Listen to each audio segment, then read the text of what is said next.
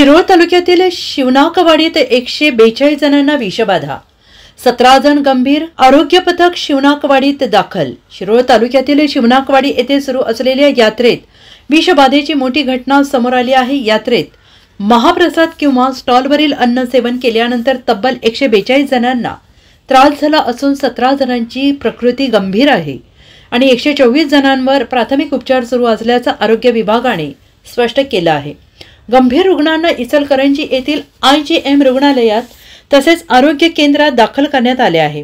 तालुका आरोग्य अधिकारी डॉक्टर पांडुरंग खटावकर यांनी सांगितले की विषबाधेचे नेमके कारण शोधण्यासाठी तपास सुरू आहे। घटनेची माहिती मिळताच अन्न व औषध प्रशासनाचे अधिकारी घटनास्थळी दाखल झाले आहेत। यात्रेत दिल्या गेलेल्या महाप्रसादात किंवा स्टॉलवरील खाद्यपदार्थांमध्ये काही समस्या असू शकते असा प्राथमिक अंदाज व्यक्त केला जात आहे। घटनेची माहिती मिळताच आमदार राजेंद्र पाटील यड्रावकर यांनी शिवनाकवाडीला भेट दिली।